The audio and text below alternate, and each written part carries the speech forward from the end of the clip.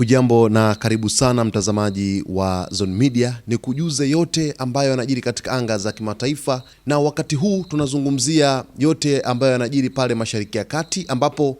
Irani imeionya Marekani kwamba hawataruhusu kuingilia usimamizi wa mlango wa bahari wa Hormuz. Taarifa inasema Irani imesema haitaruhusu Marekani kuingilia usimamizi wa mlango wa Hormuz, eneo muhimu la kimkakati linalounganisha Ghuba ya Uajemi na bahari ya Oman, huku ikionya kuwa hatua yoyote ya Marekani ya kuvuruga shughuli za meli katika eneo hilo itajibiwa kwa nguvu.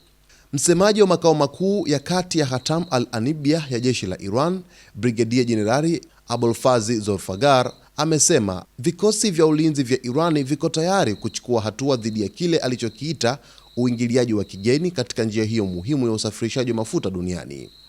Hatutaruhusu kwa hali yoyote Marekani kuingilia usimamizi wa mlango wa Hormuz, alisema Zorfagar, akisisitiza kuwa msimamo huo tayari ulikuwa umetolewa na Irani hapo awali. Amesema Irani itachukua hatua kali endapo jeshi la Marekani litajaribu kuzuia au kuvuruga safari za meli za kibiashara na meli za mafuta zinazopita katika njia za majini ambazo Tehran inaziona kuwa chini ya mamlaka na usimamizi wake.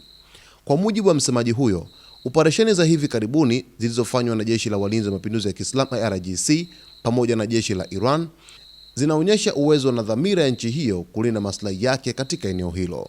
Aidha, Irani imezitahadharisha nchi za Mashariki ya Kati zinazoweza kushirikiana na Marekani, ikisema msaada wowote wa kijeshi au wa vifaa kwa vikosi vya Marekani utatafsiriwa kama hatua ya uhasama dhidi ya mamlaka na usalama wa taifa la Iran.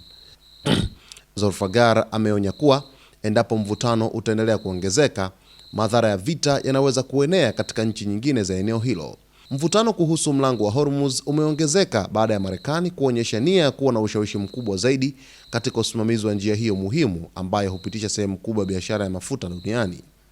Irani imekuwa ikisisitiza kuwa usalama wa mlango wa Hormuz unapaswa kusimamiwa na nchi za eneo hilo, huku ikipinga uwepo wa kijeshi wa Marekani katika eneo hilo.